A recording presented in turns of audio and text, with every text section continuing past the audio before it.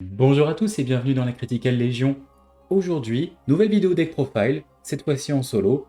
J'ai envie de vous parler d'un de mes decks que j'aime jouer en ce moment, un deck fun avec lequel je m'éclate bien, en particulier depuis qu'il a reçu son dernier support en DZBT8. Je parle d'un deck Dark State. On va partir du côté de la défense, de la temporisation, on va partir du côté lugubre de Dark State. On va parler de mon deck Direful Doll. Alors, Direful Doll, c'est un deck qui est sorti en DZBT1. Il y avait déjà différentes cartes qui s'appelaient déjà Direful Doll, mais la stratégie autour du deck est arrivée avec le Vanguard et avec plein de supports. Et petit à petit, on reçoit de nouvelles Direful Doll en à peu près toutes les 2 extensions. Et là, je trouvais que le deck commençait à être bien complet, et donc ça pouvait être intéressant de vous montrer ma decklist. Je préviens, c'est mon avis personnel, c'est ma version de la decklist. S'il y a des choses au niveau des ratios ou des cartes, vu qu'il commence à y avoir beaucoup de Direful Doll, certaines vous paraissent non utilisables ou d'autres indispensables, n'hésitez pas à me le faire savoir en commentaire. Le but c'est aussi de débattre sur comment on peut améliorer le deck. Donc Direful Doll, deck plutôt fun aujourd'hui, même si maintenant on peut un petit peu le sortir en local, mais je le sortirai pas pour des gros tournois, parce que c'est un deck très défensif, très tempo, et avec les règles de time actuelles de Vanguard, les decks défensifs, je trouve que c'est un peu compliqué à sortir. Donc, on va démarrer avec la Radline. Et pour la Radline, on joue la Radline classique.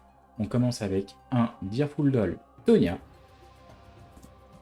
que je vais ride ensuite sur Direful Doll Serenella. Donc on va déjà parler de Serenella. Serenella, quand on va passer sur la grade 2, on va pouvoir regarder les 7 cartes du dessus de notre deck, et on va pouvoir mettre en soul 2 Direful Doll de noms différents. Ensuite, en grade 2, je joue Grisedia. Pareil, Radline classique. Grisedia, quand on va passer sur la grade 3 Direful Doll, elle va pouvoir se call depuis la soul, et ensuite on placera une Direful Doll de notre main en soul. Grisedia et notre Vanguard vont gagner 5000 attaques, et on piochera une carte. Voilà. Et pour terminer, le Vanguard en lui-même, Direful Doll Master Android. Je vais me rapprocher pour que vous voyez un petit peu la carte. Il est quand même bien stylé niveau artwork. Et donc, il a 2 effets. Le premier, c'est qu'on va pouvoir Counter Blast 1 et call, donc appeler des Direful Doll de la soul, un nombre inférieur ou égal au grade de l'adversaire par rapport à son Vanguard. Donc si le Vanguard adverse est grade 2, on call 2, s'il est grade 3, on call 3, s'il est grade 4, on call 4, s'il est grade 10, parce qu'on affronte Dragon Tree, on peut call jusqu'à 10. À partir du moment où on a call 3 cartes ou plus, notre Vanguard va gagner un drive supplémentaire. Donc ça, c'est le début de l'effet. Et son deuxième effet, c'est que lorsqu'il va être la cible d'une attaque, on va pouvoir utiliser les Direful Doll qui sont bannis et les placer en zone de garde. Si elles sont placées de la zone bannie en zone de garde, les Direful Doll vont gagner 5000 de shield supplémentaires. C'est en ça que le deck est défensif. Parce qu'il vous suffit d'avoir n'importe quelle Direful Doll à 5000. Elle est bannie, on va dire que la banne est là. Je la passe en zone de garde, en fait ça devient une carte à 10. Ce qui veut dire qu'Android, il est quasiment à chaque fois à cause sûr d'être à 23 de def. Donc il va falloir taper plus fort que 23 000 pour réussir à lui infliger des dommages. C'est en ça que le deck est défensif. Et voilà pour la Radline. Bien sûr, on va jouer un énergie générateur dans le raid deck. C'est juste que là, je n'ai qu'un seul énergie générateur et donc je le passe de deck en deck. Et bien sûr, il est à rentrer aussi dans la Radline. Parlons déjà des grades 3. Pour les grades 3, je joue 3 copies du Vanguard, normal, on veut personne à ride. Donc jusque là, rien d'étonnant. Et je joue 3 Direful Doll Liberata. Liberata, quand elle est placée en tant que rear ou en tant que garde, elle va permettre de prendre une Direful Doll de la drop et la remettre en soul. Et quand cette unité va attaquer, si on a un Vanguard avec Direful Doll et qu'il est de grade 3, eh bien elle va gagner 10 000 attaques supplémentaires, et après avoir tapé, elle va se bannir. Particularité, on peut, après l'attaque, quand elle se bannit, Counter Blast 1, piocher une carte. L'effet de CB1 plus chaîne carte, on va pas le faire souvent, sauf si vraiment on a des counterblast gratuits. Mais sinon, on va vraiment se concentrer sur son effet de base. Quand il est placé, remet en soul et tape à 23. C'est l'un de nos main attaquants. C'est pour ça que je le joue en 3 copies. Pourquoi pas x4? C'est le principe de ma decklist. Je vais jouer beaucoup de x3 et pas de x4 afin d'avoir une variété de Tearful Doll différentes. Et aussi parce qu'il y a certaines cartes que je rentre qui sont des tech cards et qui me prennent des emplacements. Et sans ces cartes-là, sans ces tech cards, on pourrait monter les ratios de Tearful Doll à plus gros. Mais la particularité, c'est que vu qu'après elle va être bannie, si je veux me défendre avec, juste à 5000, je peux l'appeler en zone de garde, prendre une Tearful Doll du cimetière, la remettre dans ma soul, et après elle ira elle-même au cimetière. Donc en fait, à partir du moment où vous en avez au moins une sur le terrain, on a moyen de la recycler, c'est-à-dire elle va passer de soul à terrain par l'effet du Vanguard, de terrain à banni par son effet, ensuite de banni à zone de garde par l'effet du Vanguard, et ensuite elle pourra aller du cimetière renouveau en soul par les effets des rires, que ce soit elle-même ou d'autres rares qu'on verra juste après. Donc voilà, 3 Tearful Doll Liberata. Pour les grades 2, on va commencer par 3 Tearful Doll Tarquinia. Donc, Tarquinia, c'est à la base une promo, et j'ai réussi à la récupérer grâce au Festival Booster. Donc quand elle est placée, donc si on a un Vanguard avec Tearful Doll, donc on peut le faire même au grade 1, au grade 2, sans problème, on Counterblast 1, et on va regarder les 5 cartes dessus du deck qui ont choisi une Tearful Doll Normal Unit, et on va l'ajouter à la main, on la révèle, et on shuffle le deck. Et après, quand cette unité attaque, si on a un grade 3 Tearful Doll en tant que Vanguard, elle va gagner plus 10, et après elle va se bannir. Donc comme Liberata, c'est un gros attaquant, là où Liberata tape à 23, ici on va taper qu'à 20, mais c'est aussi notre chercheur. Donc excellente carte qui va nous permettre d'avoir des ressources pour faire nos combos en regardant le top 5. Pourquoi x3? Tout simplement pour le même principe que Liberata, c'est-à-dire qu'on va pouvoir facilement la cycler. Donc on va pouvoir, à partir du moment où on en a une, faire autant de fois qu'on veut son effet, du moment qu'on arrive à bien faire notre boucle que je vous ai montré tout à l'heure. Et pourquoi x3? Parce qu'on a d'autres chercheurs dans le deck, et celui-ci, ce qui me dérange, c'est que c'est un counterblast. Et franchement, Tearful Doll, généralement, t'as parfois envie juste de te dire, j'ai besoin que de 1 CB par tour, celui du Vanguard pour jouer, et le reste, c'est je garde, je garde, je garde. Comme ça, on temporise la partie jusqu'à pouvoir tuer sur le long terme notre adversaire. Donc, le fait que ce soit CB, à part si tu arrives à avoir un moyen de counter charge, sinon, t'as pas forcément envie de tout le temps faire cet effet-là. Donc l'effet est très fort, c'est pour ça que la carte est quand même 2x3, mais comparé à un autre chercheur que je montrerai après, il va pas être x4 pour moi. Ensuite, 3 Tearful Doll Shelby. Donc Shelby, elle dit que quand elle attaque un grade 3, on va placer une Tearful Doll depuis notre drop en soul, et elle va gagner 5000 par grade de la carte qu'on va mettre en soul. L'idée étant d'avoir notre Liberata en drop, on va taper avec Shelby, et donc placer Liberata en soul, vu qu'elle est de grade 3, ça va mettre un plus 15 000. Donc c'est un autre moyen de récupérer les cartes de la drop et les mettre en soul. D'autant plus que si l'attaque touche avec Liberata, avec Shelby, on va pouvoir retire une carte adverse. Et bien sûr, après qu'elle est tapée, comme la plupart des Tearful Doll, elle va se bannir automatiquement. Donc, le but c'est d'avoir, pareil, un autre gros attaquant qui va taper bien fort, et surtout qui va nous permettre là de reprendre une carte de la drop et la remettre en soul pour pouvoir la recall, etc. Donc c'est pareil, même raison que les autres, en fait, on a besoin d'avoir une variété de Tearful Doll pour que notre boucle tourne, donc c'est pour ça que j'ai préféré jouer une copie de moins de chaque Tearful Doll, mais au moins je sais qu'elles sont toutes présentes et que ça va facilement tourner. Et pour terminer, dans les grades 2, 3 Tearful Doll Providencia. Providencia est donc notre main attaquant, parce que quand elle attaque, si on a un Vanguard de grade 3 en tant que Tearful Doll, eh bien, elle va gagner plus 10. Donc, elle gagne plus 10. En fait, tous les main attaquants vont gagner plus 10, et après, ils vont se bannir. Il y a juste Shelby qui ne gagne pas plus 10, car ça dépend de ce qu'elle va mettre en soul. Et la particularité de Providencia, c'est qu'après avoir tapé, quand elle va se bannir, on va payer 3 d'énergie, et on va call une autre Deerful Doll de la soul. Donc, cette carte-là, ça nous permet de passer de 3 attaques à 4 attaques généralement, voire 5 si on a 2 Providencia en chacune des rears de front. Donc, pareil, carte incroyable, c'est ça qui nous permet d'avoir du multi-attaque, et donc on a envie de la toucher facilement. Pareil que pour les autres Deerful Doll, vu qu'elles sont toutes utiles, chacune à leur manière, j'ai préféré équilibrer mes ratios en mettant tout x3. On va passer au grade 1. Et donc, pour les grades 1, là, on n'est pas sur du x3, on va être sur du x4, avec Deerful Doll Consolata. Le support de la dernière extension, donc la DZ8, si on compte pas les promos qui ont été réimprimés dans les Festival Boosters. Donc elle, quand elle est placée depuis la main, on va regarder les 5 cartes du deck, et on va choisir une Deerful Doll parmi elles qu'on va mettre en soul et on va mélanger le deck.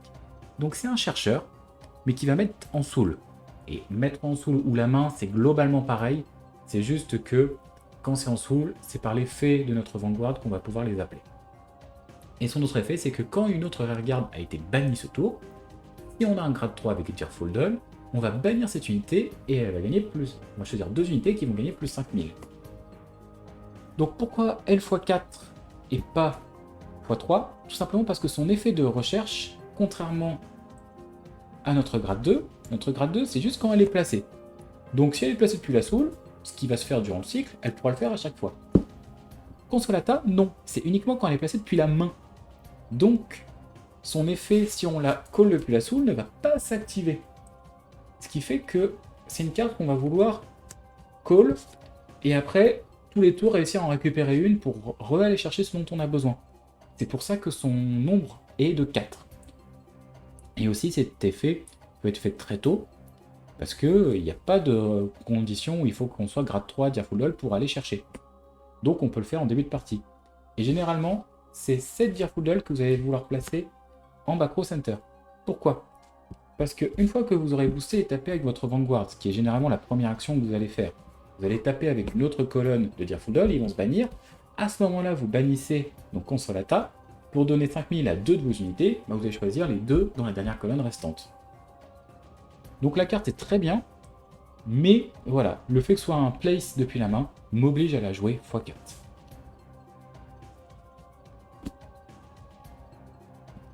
Ensuite, 4, Deerful Doll Pelagia. Dès le début, elle était sortie en même temps que le premier support de Deerful Doll, les bases, et c'est la carte la plus importante pour tenir sur la durée. Qu'est-ce qu'elle fait? Eh bien tout simplement, après qu'elle est boostée, vous bannissez cette unité, vous prenez 2 Deerful Doll de la drop, vous la mettez en dessous. Donc ça permet littéralement d'avoir de nouveau des ressources pour recontinuer combo. Donc on booste, on la bannit, on va prendre des Deerful Doll soit pour nos combos, donc toutes les créatures qu'on a vues jusqu'à présent. On peut aller chercher aussi des triggers, car il y a des triggers Deerful Doll, les mettre en soul. Voilà, il y a plein de choses de possibles, ça nous permet de recharger notre deuxième main qui est notre soul. Donc c'est juste incroyable, c'est pour ça x4. Parce que même si elle est recyclable, c'est pas un effet une fois par tour, et donc si on peut avoir limite 2 copies pour booster avec les 2, bannir les 2 et recharger notre soul depuis la drop, on le fera. Donc il nous faut abuser de la carte. D'autant plus qu'elle a un autre effet, c'est que lorsqu'on a un Vanguard avec Deerful Doll, elle va gagner, je sais pas si on le voit bien à la caméra, mais elle va gagner 5000 de shield. Et donc ça, c'est extrêmement fort. Parce que si elle est bannie et qu'on la met en zone de garde, elle gagne 5000 shield par l'effet du Vanguard. Donc c'est pas une carte qui garde à 5, c'est pas une carte qui garde à 10, mais elle garde à 15, comme un trigger. Et avoir constamment un trigger garanti en défense, c'est incroyable. C'est pour ça, la carte fait le café, c'est ça qui est vraiment, on va dire, ce qui permet de faire le lien et de faciliter sur la durée tous nos combos, donc x4 indispensable. de Dirfuldoll Bartholomea. Bartholomea, c'est le counter-chargeur du deck. Elle dit qu'à la fin de la bataille, après qu'elle est boost, si on a un Vanguard de grade 3 Dirfuldoll, on va bannir une autre Dirfuldoll qui est en rear, et on va choisir une unité, elle va gagner plus 5000. Mais surtout, si on n'a pas counter-charge ce tour, on place cette unité au fond de notre deck, et on counter-charge. Cette carte, elle va nous permettre d'exploiter Grisedia. En fait, la problématique de Grisedia, c'est que c'est la seule Dirfuldoll du deck qu'on joue qui n'a pas cet effet de se bannir après qu'elle est tapée. Donc, elle restera constamment sur le terrain. Et ça, c'est agaçant, parce qu'on n'a pas envie qu'elle soit sur le terrain. Parce qu'une fois qu'elle a fait son effet quand elle est place, elle ne sert plus à rien. Mais au moins avec Bartholomea, on va pouvoir bannir Grisedia, donner plus 5000 à l'unité, et on va pouvoir counter-charge. Pourquoi x2 pas plus? Tout simplement parce que son effet de devoir bannir une autre rearguard pour pouvoir counter-charge rentre en contradiction un peu avec le deck. En fait, à part si on a Grisedia, toutes les autres, on a envie de les bannir par leur propre effet, pour qu'elles aient leur bonus. Donc, si on les bannit avec Bartholomea, on va pas pouvoir proc leur effet. C'est ça qui est dommage. Ok, on a un counter-chargeur, mais si on joue bien tempo, comme je vous l'ai dit, on peut tenir juste en prenant juste un dommage, et après, on défend tout le reste. On prend un dommage au tour d'après, et on défend tout le reste. Donc, le counter-chargeur nous permet d'avoir, bien sûr, des counter-blast en plus, et ça va surtout être du bonus pour pouvoir proc l'effet de notre chercheur grade 2, ou de notre grade 3 en rear, qui permet de piocher un. Sauf si notre adversaire décide de nous CB deny. Et là, si on nous CB deny, là ça va être intéressant de la jouer afin de pouvoir quand même faire l'effet de notre Dirfuldoll. Mais voilà, c'est une carte qui sert sur le grind, mais qui dans sa condition d'effet, moi me dérange un peu. Donc je sais qu'il y a des gens qui la jouent plus, mais en plus le fait qu'elle retourne bottom deck, je comprends l'utilité, c'est pour pas qu'on exploite tous les tours et qu'on l'ait à tous les tours un counter-chargeur. Mais ça fait qu'on n'est pas sûr constamment de l'avoir. Donc il faudra en jouer plus de copies. Et finalement, certes on fait du CB, mais on peut tenir juste en payant un CB par tour, largement. Donc c'est pour ça, x2, pour au moins en toucher un dans la partie. Et c'est pas grave si on ne touche pas plus.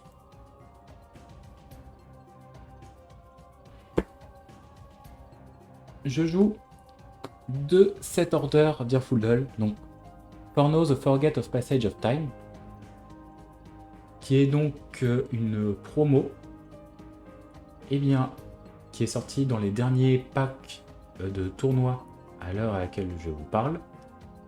Donc, cette carte, qu'est-ce qu'elle fait? On ne peut la jouer que si on a un Vanguard avec Dirfuldoll. Jusque-là, classique. Donc, quand elle est placée en order zone, on regarde les 7 cartes de notre deck et on ajoute une Dirfuldoll à la main, inférieur ou égal au grade de notre Vanguard, et on va devoir la révéler. Donc là, c'est regarde top 7, ajoute une Dirfuldoll sans coup. C'est déjà très fort. Et son deuxième effet, c'est qu'on va pouvoir, depuis l'order zone, la détruire, pour pouvoir choisir 2 Dirfuldoll depuis la drop, et les mettre en soul. Bien sûr que les cartes qu'on met depuis la drop en soul soient de noms différents. La carte est incroyable. La carte est juste incroyable. C'est littéralement une combinaison des effets de Pelagia et de Tarquinia. C'est les deux sans cost. Dans ce cas, pourquoi je ne la joue que x2? Eh bien, c'est une question de place, parce que quand vous allez la toucher, vous allez être hyper content. J'aimerais pouvoir la jouer x4, mais c'est une set order. Et même si elle va chercher d'autres cartes, eh bien, en elle-même, elle n'amène pas de shield. Donc, oui, elle va permettre de recharger et de jouer ses plays, ses combos. Si il n'y avait pas les 2 dernières cartes que j'ai là en main, je jouerais la carte x4. Mais pour une question de vouloir jouer cette carte-là que je trouve trop importante, il a fallu que je cut quelque chose. Et finalement, je me suis dit que vu que les autres chercheurs, maintenant qu'on a aussi Consolata, qui est aussi un chercheur, on a des moyens de ne pas être dépendant de ça. Le deck peut très bien tourner sans la 7. La 7 est un bonus non négociable, mais on peut faire tourner le deck sans. Contrairement à la petite tech que je vais vous montrer juste après, où pour moi le deck à l'heure actuelle ne peut pas jouer sans. Sinon il manque de défense. Donc c'est pour ça, la set order est jouée x2.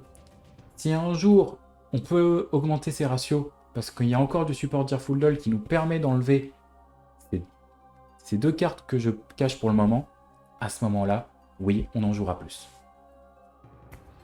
Pareil, en débat, je sais que beaucoup la jouent x4. Moi, j'aimerais, mais malheureusement, il me semble que Almagestar Schwarzparda soit encore indispensable au deck. Elle fait quoi? C'est une Almagestar, donc c'est même pas une Direful Dull. Pourquoi on jouerait ça dans le deck? Eh bien, c'est pour son effet de rire. Parce qu'à la base, Sparda, c'est la grade 1 de la highline du deck Almagestar. Eh bien, elle dit en tant que rire, si le Vanguard adverse est grade 3, on va bannir un trigger depuis la soul et elle va gagner 10 000 d'attaque. La carte synergise quand même très bien avec le deck. Pourquoi? La raison numéro 1, tout simplement, gagner 10 000, notre deck reste un deck défensif principalement, il manque un peu de puissance. Donc avoir un petit 18 de boost fait pas de mal. Mais la deuxième raison, elle est liée à ça. Hop. Elle est liée à ceci, je vous les montre déjà, c'est des triggers. Il existe des triggers donc Direful Dull. Donc ils font partie de l'archétype. Des triggers sans effet, mais des triggers quand même. Et donc, ils bénéficient de l'effet de garde de notre Vanguard. C'est-à-dire que si j'ai le Vanguard et que j'ai une Direful Dull trigger bannie, je peux l'utiliser pour garde, et au lieu que ça garde à 15, ça va garde à 20 000 de shield. Donc on va être naturellement à 33, en bloquant avec ça. Et donc être à 33, beaucoup d'attaques avant que l'adversaire proc des triggers vont être protégées juste avec ça. C'est ça qui fait que le deck est un mur. Et c'est ça qui rend le deck si tanky. C'est pour ça qu'on les joue toutes les 2x4. Mais pour pouvoir les bannir, vu que c'est des triggers sans effet, eh bien on ne peut pas. Il faut trouver quelque chose pour bannir un trigger. Et qu'est-ce qui bannit les triggers? Eh bien, le deck Almagestar. Donc le but, quand on a Sparda, c'est une fois par tour, au moins d'avoir un trigger dans la soul et de le bannir chaque tour pour au moins avoir une carte qui va avoir donc du 20 000 de shield de disponible pour la battle phase de l'adversaire. Et si on n'en a pas besoin, au pire on les cumule pour un gros tour très offensif. Problème de la carte, bah, c'est pas une Direful Dull, donc tous les chercheurs qu'on a vus ne nous permettent pas de l'avoir. Et d'un autre côté, plus on a fait de bonnes cartes Direful Dull, plus j'ai dû aussi réduire mon ratio. Au départ je jouais x4, maintenant je ne joue plus que x2, à cause quand même de la set order qui est excellente. Donc, moi ce que j'attends maintenant, c'est une carte qui va nous permettre, dans l'archétype Direful Dull, de bannir ces triggers.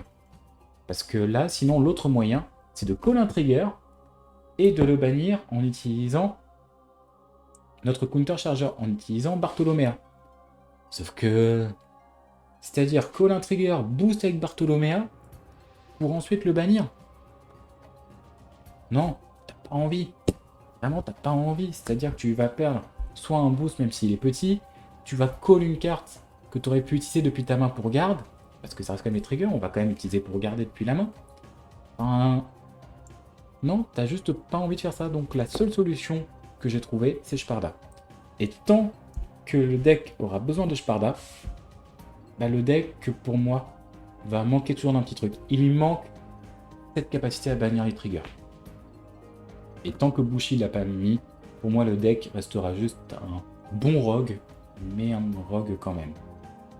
Et on le verra pas en compétition pour des gros tournois, ça c'est certain. Ce qui est dommage parce que la stratégie est ultra fun. Mais bon. Donc, 4 Direful Dull Alexandra, donc le heal Direful Dull, et 4 Direful Dull Bethany. Ça, c'est les triggers indispensables. Ensuite, je joue un over. Je suis parti sur l'over Dark State. Pourquoi le Dark State et pas un autre? Tout simplement parce que si notre partie, notre but c'est de durer dans le temps, si on arrive à proc l'effet offensif de ce trigger, à tous les tours plus 10 000 et un crit, certes, avec le avec le drive plus 1, donc ça fait 3 checks. L'adversaire va souvent PG, mais au moins on lui fait peur et on lui oblige à claquer des perfect guards. Après, au niveau des triggers, là, je joue 3 fontes. Pour optimiser le deck, je vous conseille de mettre des fontes à effet. Là, c'est des fontes de base, tout simplement parce que mes fontes à effet sont dans un autre deck Dark Fate, que je joue plus sérieusement. Mais si vous voulez jouer compétitivement, vous mettez donc la Diabol's Girl qui est le fond à effet.